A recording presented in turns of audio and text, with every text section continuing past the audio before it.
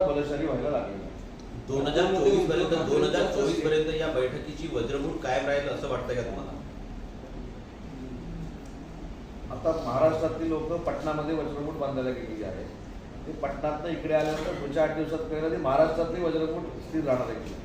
सामंत साहेब, मुंबई महानगरपालिकेतल्या भ्रष्टाचार प्रकरणी विवेक कन्सल्टंट जे मुंबई पोलीस आयुक्त त्यांच्या नेतृत्वाखाली SIT चौकशी स्थापन करण्यात आली आहे. काय वाटतं हा रिझल्ट कधीपर्यंत लागेल आणि या रिझल्ट लागल्यानंतर यामध्ये काही महत्त्वाचे जे चेहरे आहेत ते समोर येतील? भ्रष्टाचाराच्या विरोधामध्ये काही 4-5 दिवसामध्ये काही आठवड्याभरामध्ये मोर्चा देखील आहे आणि भ्रष्टाचाराच्या विरोधाच्या मोर्चात जी मागणी केली होती ती पूर्ण करण्याचा प्रयत्न सरकार करतोय. म्हणून विवेक फणसळकरांच्या नेतृत्वाखाली SIT नेमलेली आहे. गेले 2 दिवस जे मुंबईमध्ये ज्या काही गाडी पडल्या आहेत त्याच्यातनं अनेक गोष्टी समोर आलेल्या आहेत. मला असं वाटतं की दोन्ही यंत्रणांची कार्यवाही सुरू आहे, तपास चालू आहे. त्याच्यावर मंत्री म्हणून मी त्याच्यावर बोलणं योग्य ठरणार नाही.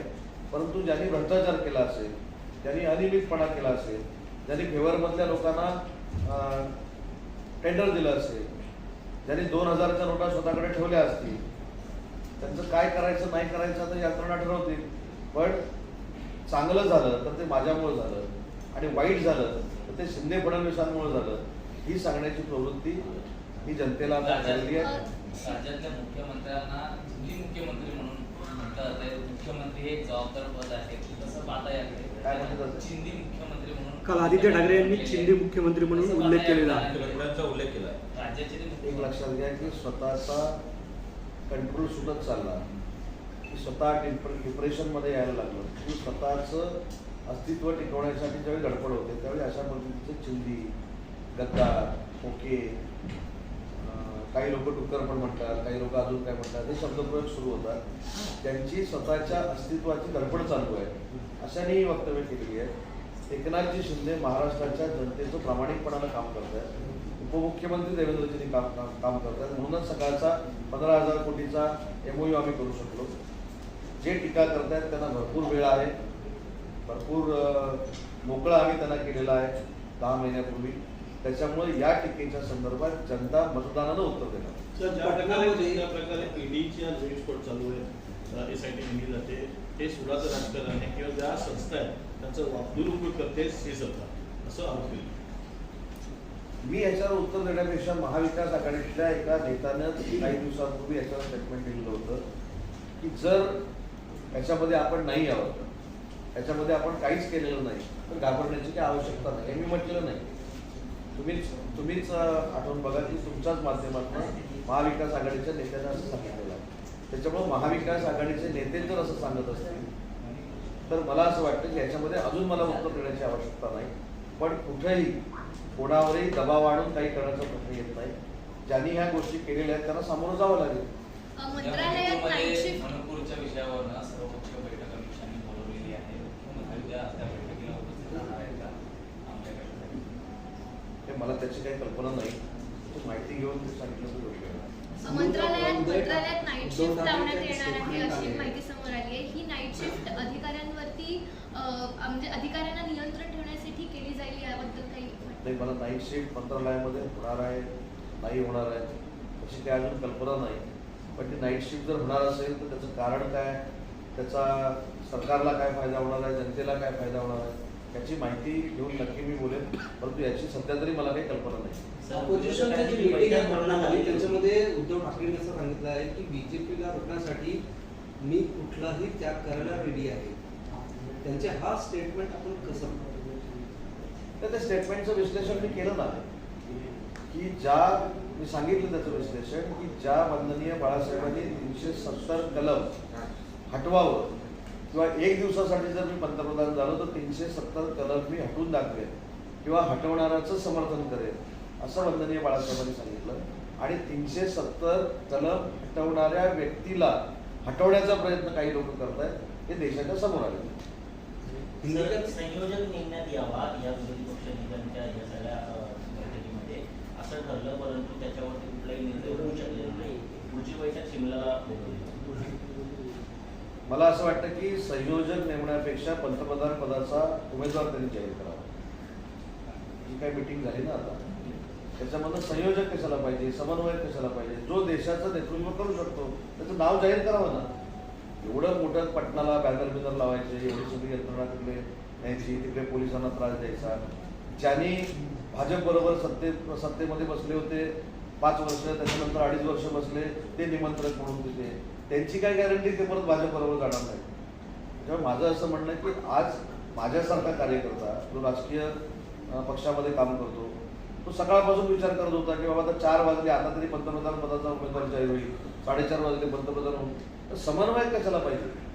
1 वर्षानंतर जर निवडणूक आहे, जसं नरेंद्र मोदी साहेबांना हे पंतप्रधान आहे असं 1 वर्षापूर्वी जाहीर केलं होतं की नाही, तसं नरेंद्र मोदी साहेबांच्या विरोधामध्ये कोण पंतप्रधानांचा उमेदवार आहे? नितीश कुमार आहे, महाराष्ट्रातले कोण नेते आहेत, की अरविंद केजरीवाल आहे, की लालू प्रसाद यादवांचा मुलगा आहे, की अजून कोण आहे? ते जाहीर करायला पाहिजे होतं ना. समन्वय ही गोष्ट लांबची आहे, पंतप्रधान पदाचा उमेदवार जाहीर करा. पंतप्रधान पदाचा चेहरा जर महाराष्ट्रातला असेल तर आपल्याला आवडेल. चेहरा आवडायला काय अडचण आहे? आला पाहिजे ना. ईडी कारवाईनंतर मोठे मासे गळाला लागतील असं तुम्हाला वाटतंय का? काय काय ईडी कारवाईनंतर मुंबई महानगरपालिकेतील भ्रष्टाचार मासे गळाला लावण्यासाठी ईडीच्या कारवाईची आवश्यकता नाही. बरोबर आहे. मासे ऑलरेडी आमच्याकडे कोकणामध्ये रापण टाकतात आणि ती संध्याकाळची ओढतात. तशी आम्ही रापण टाकलेली आहे, अनेक मासे त्याच्यामध्ये अडकलेले आहेत. जरा पावसाचा अंदाज घेतोय आम्ही, पण आम्ही ओढणार आहे. किती मासे लागले तुम्हाला कळतील. ईडीची आवश्यकता. सर, कोविड हॉस्पिटल स्कॅम मध्ये ईडीची कारवाई सूरज चव्हाण पर्यंत पोहोचली आहे. आदित्य ठाकरे त्याला भेटायला पण गेले होते. आता काय ठाकरे परिवारापर्यंत जाणार काय ईडी? मी मगाशी देखील सांगितलं की केंद्रीय तपास यंत्रणा किंवा राज्यातल्या तपास यंत्रणा सुरू करत असताना आपण लोकप्रतिनिधी म्हणून किंवा मंत्री म्हणून स्वतःची अक्कल पाजळणं हे योग्य नाही, म्हणून मी त्याच्यावर काही बोलत नाही. परंतु जे गुन्हेगार असतील त्यांच्याबरोबर एजन्सी पोचतील. आषाढी एकादशी निमित्त विठ्ठलाचं दर्शन घेण्यासाठी मुख्यमंत्री जाणार आहेत आणि असं म्हटलं जातं की मंत्रिमंडळात पूर्ण मंत्रिमंडळ घेऊन जाणार आहे. त्याच्या तिसऱ्या टप्प्याचं मंत्रिमंडळ विस्तार होईल.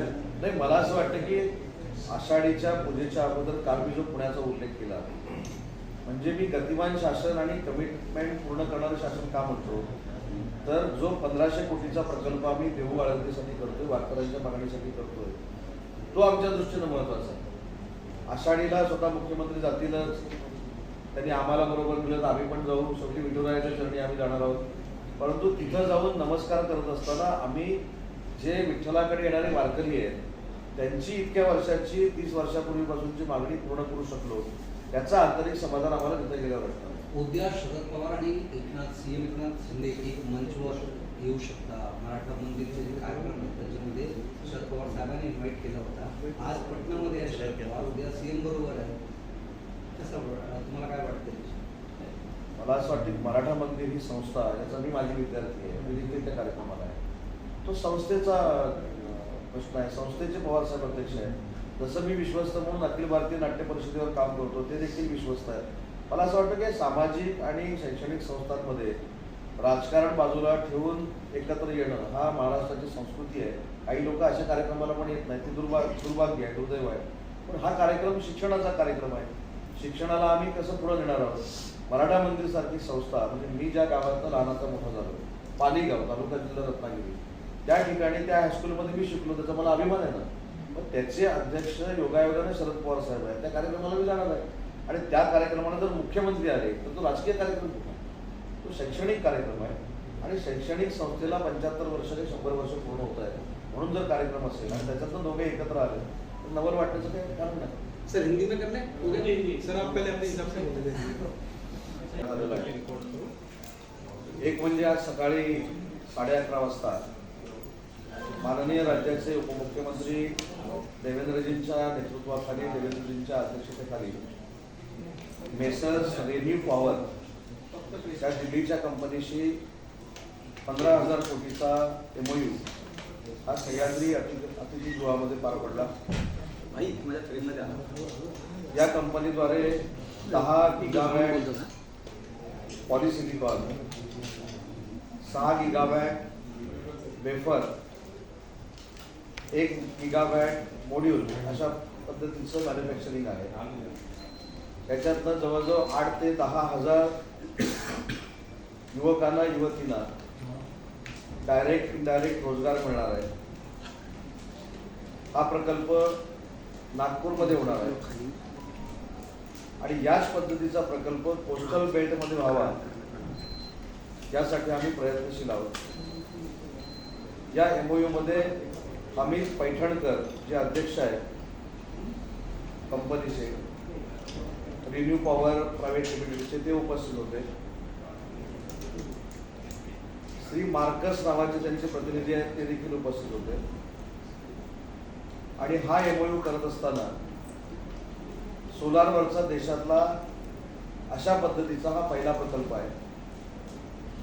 याच्यानंतर अशाच पद्धतीचा जो प्रकल्प येतोय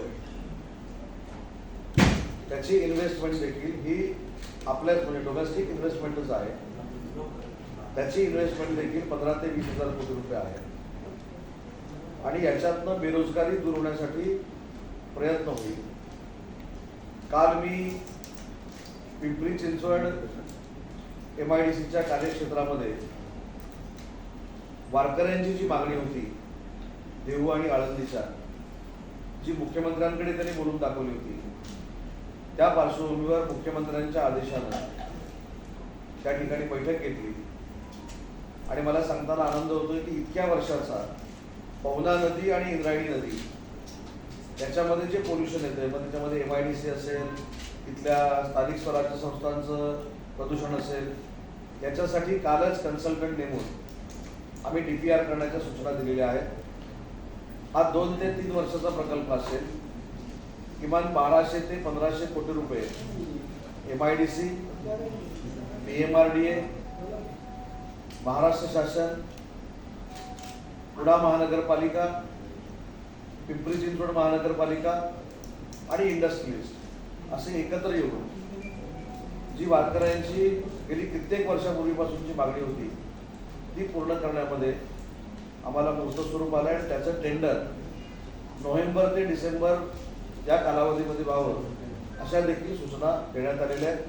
त्याच्यामुळं पवना आणि इंद्रायणी या काठावर ज्या पद्धतीनं प्रदूषणाचा काही गोष्टी व्हायच्या किंवा पाण्यावर फेस यायचा आणि वारकऱ्यांच्या ज्या तक्रारी होत्या त्या सगळ्या दूर होणार आहेत.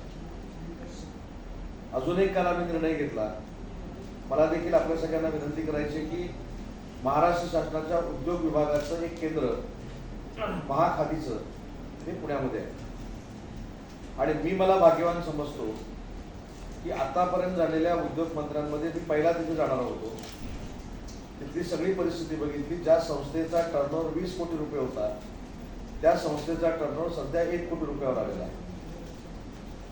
आपलं अतिशय चांगलं महाराष्ट्र शासनाचं युनिट त्या ठिकाणी आहे, ते अपग्रेड करण्याचा काल आम्ही निर्णय घेतला. कॅफे कागज नावाची संकल्पना घेऊन पर्यटनाच्या दृष्टीनं तो विकसित करण्याचा आपण निर्णय घेतलाय.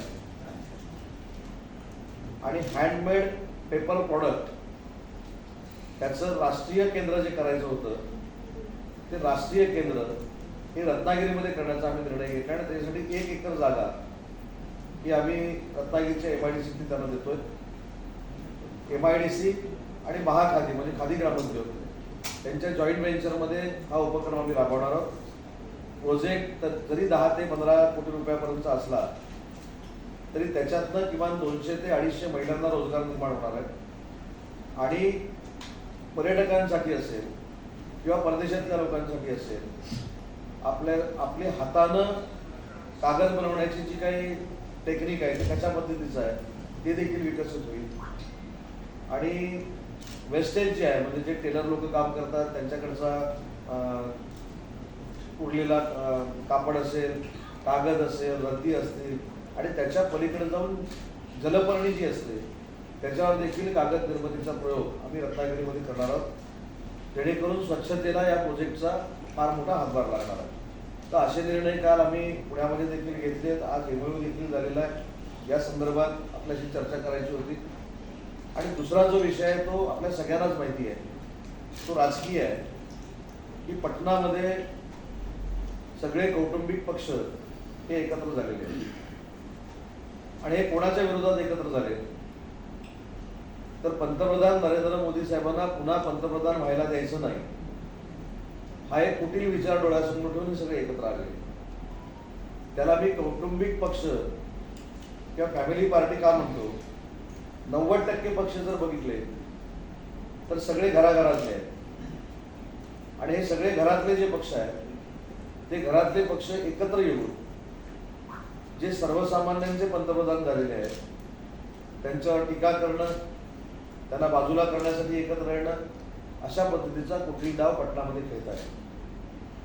पण सगळ्यात मोठं आश्चर्य असं आहे की वंदनीय बाळासाहेबांचा विचार हा होता की 370 कलम हे बाजूला केलं पाहिजे. आणि दुसरा विचार हा होता की अयोध्येमध्ये राम मंदिर बांधलं पाहिजे.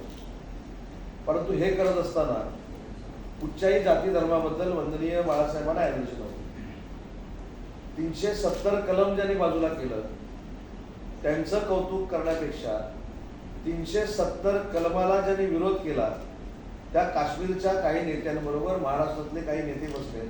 हे महाराष्ट्राचं नाही, हे देशाचं दुर्दैव आहे. राम मंदिर ज्यांनी बांधलं, राम मंदिराची निर्मिती ज्यांच्याकडनं होते, राम मंदिराचा लोकार्पण 16 जानेवारीमध्ये आहे, ते स्वप्न बाळासाहेबांचं होतं. ज्या पंतप्रधानांनी ते पूर्ण केलं त्या पंतप्रधानांच्या विरोधात 370 कलम हटवू नये याला विरोध करणाऱ्या नेत्यांबरोबर काही लोक बसत आहेत. हे खरोखरच दुर्दैव आहे आणि हे महाराष्ट्राला कळलं पाहिजे, हे देशाला कळलं पाहिजे. आजची आपण जर चर्चा बघितली तर एकमेव चर्चा की पंतप्रधान नरेंद्र मोदी यांना भविष्यामध्ये पंतप्रधान व्हायला द्यायचं नाही. हा काय अजेंडा असू शकतो का एखाद्या व्यक्तीच्या विरोधात? पण पूर्ण जगानं बघितलं की एका व्यक्तीच्या विरोधामध्ये किती लोक जे स्वतःच्या पक्षांच्या अस्तित्वासाठी धडपड करतायत ते एकत्र आलेले. आणि याच्यातनं काही साध्य होणार नाही. जनमताचा जर कौल घेतला, जगातल्या लोकांचा कौल घेतला तर देशाच्या खासदारकीच्या निवडणुकीनंतर पुन्हा एकदा नरेंद्रजी मोदी साहेबांच्याच नेतृत्वातलं सरकार हे प्रस्थापित होणार आहे. काळ्या दगडावरची रेघ आहे. परंतु आपल्याकडचे कार्यकर्ते सैरभैर होऊ नये. मी इंडिव्हिज्युअल महाराष्ट्रातलं सांगतो. पटनाला बाकीचे कुठचे पक्ष होते त्यांचे कार्यकर्त्यांची परिस्थिती काय मला माहीत नाही. पण महाराष्ट्रातली परिस्थिती अशी आहे की महाराष्ट्रामध्ये जी महाविकास आघाडी आहे त्या महाविकास आघाडीमध्ये उबाठा पक्षाचे जे नेते आहेत ते नरेंद्र मोदी साहेबांवर टीका करतात, त्यांना मणिपूरला जा म्हणून सांगतात. तेच राष्ट्रवादी काँग्रेस पक्षाचे विरोधी पक्ष नेते नरेंद्र मोदी साहेब हे पंडित जवाहरलाल नेहरू आणि इंदिरा गांधी यांच्यानंतरचे कर्तृत्ववान पंतप्रधान आहेत अशा पद्धतीचं त्यांचं कौतुक करतात. काँग्रेसमध्ये प्रदेशाध्यक्ष राहणार आहेत की जाणार आहेत याच्यावर चर्चा सुरू झालेली आहे. चंद्रपूरमध्ये जो जिल्हाध्यक्ष बदलला त्याला केंद्रानं स्थगिती दिलेली आहे. म्हणून त्याचा मी प्रयोग केला की जे अस्तित्वासाठी इकडे धडपडत आहेत ते पटनामध्ये गेले आणि ते फार मोठ्या आघाडीला सपोर्ट करतायत अशा आविर्भावामध्ये आपले विचार त्या ठिकाणी मांडतायत. परंतु आज एक महत्त्वाची गोष्ट घडली जी मी तुम्हाला सुरुवातीला सांगितली की ज्या घरातून ज्या मातोश्रीतनं 370 कलम हटवलंच गेलं पाहिजे ही भूमिका मांडली गेली, त्याच मातोश्रीतली मंडळी 370 कलम हटवू नये असे सांगणाऱ्या लोकांच्या जाऊन बाजूला बसले. हे आपलं महाराष्ट्राचं नाही तर समस्त भारत देशाचं दुर्दैव आहे आणि याची उत्तरं काही लोकांना द्यावीच लागतील हे माझं स्पष्ट मत आहे. पवारांच्या बैठकीत म्हणाले की आम्ही 25 वर्ष एकमेकांवर टीका केली परंतु सगळे आमचे जे आहे ते बाजूला ठेवले कारण आपल्याला मोदींना भाजपला 2024ला हटवायचा हे कारण नाही. मला याच्यात वाटतं की याच्यातच नरेंद्र मोदी साहेबांचा मोठेपणा आहे की एका व्यक्तीला हरवण्यासाठी जे सत्तेसाठी धडपड करतायत राज्यांमध्ये त्याचे सगळे नेते एकत्र येतात. आणि माझा बेसिक मुद्दा हा आहे की या मीटिंगमध्ये ही पहिली चर्चा झाली पाहिजे होती की 370 कलम हटवलं हे योग्य आहे की अयोग्य आहे. श्रीराम मंदिर जे होतं हे योग्य आहे की अयोग्य आहे याच्यावर चर्चा झाली का? याच्यावर चर्चा झाली नाही. कारण देशाला, हिंदुस्थानला, भारत देशाला नरेंद्र मोदी साहेबांनी केलेली कमिटमेंट त्यांनी पूर्ण करून दाखवली. आणि कालचा अमेरिकेचा देखील आपण दौरा बघितला. अमेरिकेच्या दौऱ्यामध्ये देखील आतापर्यंतच्या पंतप्रधानाला जेवढा मान सन्मान अमेरिकेमध्ये मिळाला नाही तेवढा मान सन्मान अमेरिकेच्या राष्ट्रपतींनी असेल किंवा त्यांच्या सर्व सहकाऱ्यांनी असेल हे दिला. आणि आज तुमच्याच माध्यमातून आम्ही ऐकतोय आणि बघतोय की अशी महाशक्ती भारताबरोबर एकत्र येऊन पुढे जाण्याचा निर्धार ज्यावेळी होतो त्यावेळी मला असं वाटतं की नरेंद्र मोदी साहेबांच्या नेतृत्वाखाली भारत आता बलशाली व्हायला लागलेला आहे. 2024 पर्यंत या बैठकीची वज्रमूठ कायम राहील असं वाटतंय का तुम्हाला? आता महाराष्ट्रातली लोक पटनामध्ये वज्रमूठ बांधायला गेलेली आहे. ते पटनातनं इकडे आल्यानंतर पुढच्या 8 दिवसात कळलं की महाराष्ट्रातली वज्रमूठ स्थिर राहणार आहे.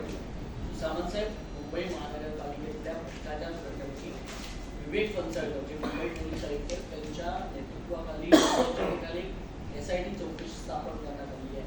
काय वाटतं हा रिझल्ट कधीपर्यंत करले?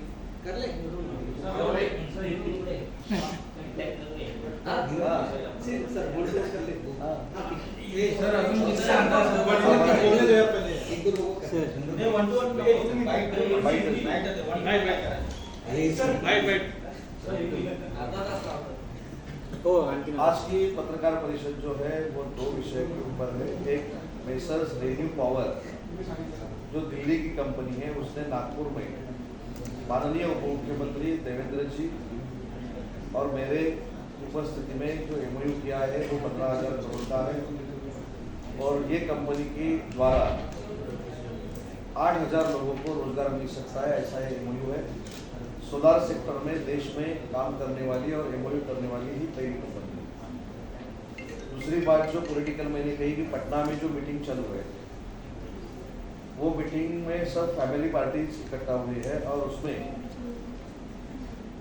जिन लोगों ने 370 कलम नहीं हटना चाहिए ये घोषणा की थी, उसको अपोजिशन में मोर्चे निकाले थे, उनके साथ महाराष्ट्र के कई लीडर जाके बैठे हुए हैं.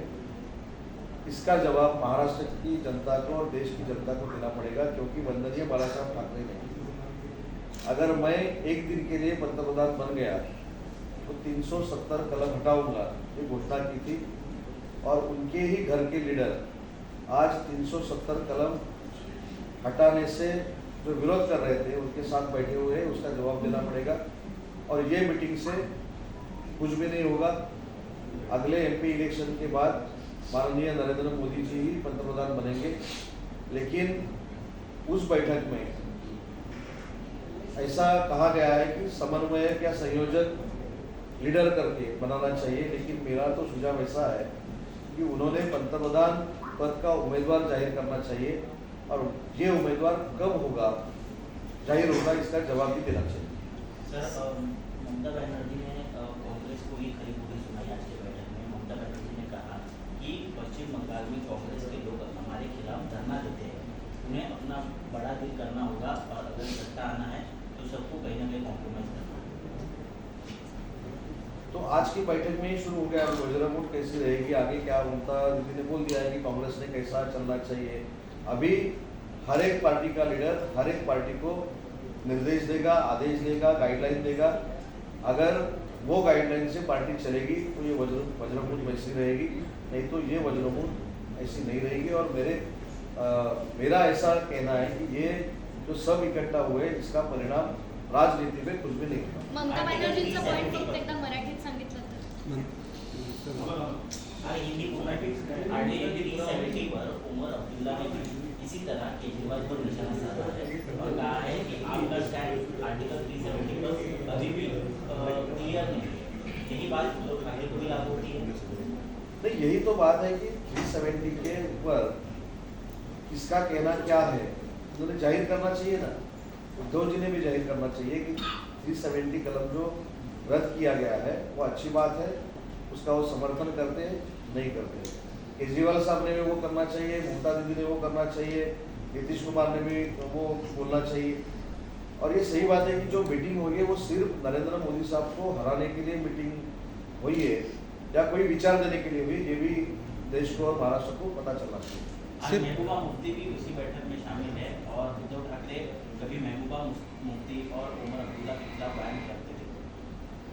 तो पहले से मैं यही बोल रहा हूँ कि जिन्होंने 370 कलम को विरोध किया वो नहीं लगाया जाए इसलिए मोर्चे निकाले. उनके साथ ही जिस घर से 370 कलम हटाना चाहिए इसकी घोषणा हुई थी उस घर के लीडर वहाँ बैठे हैं, उसका जवाब उनको महाराष्ट्र को देना पड़ेगा. सर, मराठीत महबूबा मुफ्तींच्या विरोधात उद्धव ठाकरे आधी आवाज उचलायचे की भाजपच्या कोणावर हे आधी विचारलं. आज तेच उद्धव ठाकरे महबूबासोबत मांडीला मध्ये नाही, हाच प्रश्न महाराष्ट्रातली जनता आता त्यांना विचारणार आहे. याच्या पुढचं जाऊन मी सांगतो की कोणी कोणाबरोबर सरकार स्थापन केलं याच्यापेक्षा ज्यावेळी पंतप्रधान नरेंद्र मोदी आणि अमित शहा साहेबांनी 370 कलम म्हणजे जे वंदनीय बाळासाहेबांचं स्वप्न होतं ते रद्द करण्याचा निर्णय घेतला, त्यावेळी याच लोकांनी त्याला कडाडून विरोध केलेला होता. आणि बाळासाहेबांचं स्वप्न पूर्ण होऊ नये म्हणून ज्यांनी विरोध केला त्यांच्याबरोबरच हे बसलेले आहे. त्याच्यामुळे याची उत्तरं आता महाराष्ट्राला या लोकांना द्यावी लागतील. सर, उद्धव ठाकरे का जो बयान आया है उसमें उन्होंने कहा है कि हम बीजेपी को सत्ता से दूर रखने के लिए कोई भी त्याग करने को तैयार हैं. बीजेपी को सत्ता कोई में कुछ भी कहे, बीजेपी ही सेंट्रल में सत्ता में आएगा. नहीं, उनके इस बयान को आप किस तरह से देखते हैं? क्या ये हताशा में दिया गया बयान है या फिर नहीं, मैं इसकी ओर ऐसे ही देखता हूँ कि कोई कुछ भी बोले, सेंट्रल गवर्नमेंट बीजेपी का ही आने वाला है. ममता बॅनर्जींनी काँग्रेसवरती जी टीका केली आहे त्याबद्दल जर मराठीत थोडं सांगा. आजची मीटिंग महाविकास आघाडीची होती की एकामेकाची उडीदोडी काढण्याची होती मला माहित नाही. ममता दीदींनी काँग्रेसला खडसावलं, उमर अब्दुल्लांनी अरविंद केजरीवालांना खडसावलं. मला तर आश्चर्य वाटतं की उद्धव बाळासाहेब ठाकरेचे शिवसेनेचे जे प्रमुख आहेत त्यांना तर कुठं बसवलं होतं आपल्या सगळ्यांना माहिती आहे. शेवटी असा देखील कोणाचा अपमान होता कामा नये. त्याच्यामुळे या गोष्टीचा देखील भविष्यात प्रत्येक पार्टीचे कार्यकर्ते विचार करणार आहेत. आणि पहिल्याच बैठकीमध्ये जर हमरातुमरी होत असेल, जर काही अलबेल नसेल, त्याच्यातनं संयोजक कोण हे फायनल झालं नसेल, माझं तर म्हणणं आहे संयोजक डिक्लेअर करण्यापेक्षा पंतप्रधान पदाचा उमेदवार जाहीर करा. ऐसा पहली बार हुआ है कि उद्धव ठाकरे परिवार महाराष्ट्र से निकलकर बिहार तक गया है और पार्टी की जो स्थिति है उसके मद्देनजर ये कदम उठाया जा रहा है या फिर महाराष्ट्र से अनेक नेता पटना गए हैं, लेकिन उसका कुछ भी फायदा नहीं होगा. नरेंद्र मोदी साहब ही पंतप्रधान बनेंगे. सामंत साहब, इतने साल आप शिवसेना में थे, आज पार्टी भले शिवसेना नहीं हो. नहीं इस तरह से क्या ये निवडणूक आयोग ने कहा है कि वंदनीय बाला साहब का विचार आगे लेके जाने वाली पार्टी जिसका नेतृत्व एकनाथ जी शिंदे कर रहे हैं और जिनके हाथ में तीर कमान है वो शिवसेना है और वही शिवसेना में काम कर रहा है. इतने साल जो बाला साहब ठाकरे ने कभी स्टेटमेंट दिया था कि जो धारा 370 उठाएगा उसका हम सपोर्ट करेंगे, लेकिन क्या कभी ये उम्मीद की थी कि उन्हीं के परिवार के नहीं, मैंने तो उम्मीद नहीं की थी, लेकिन महाराष्ट्र ने भी नहीं की थी ना, इसलिए मैंने बोला कि इसका जवाब महाराष्ट्र को देना पड़ेगा. Thank you sir. Thank you sir. काय वाटतं?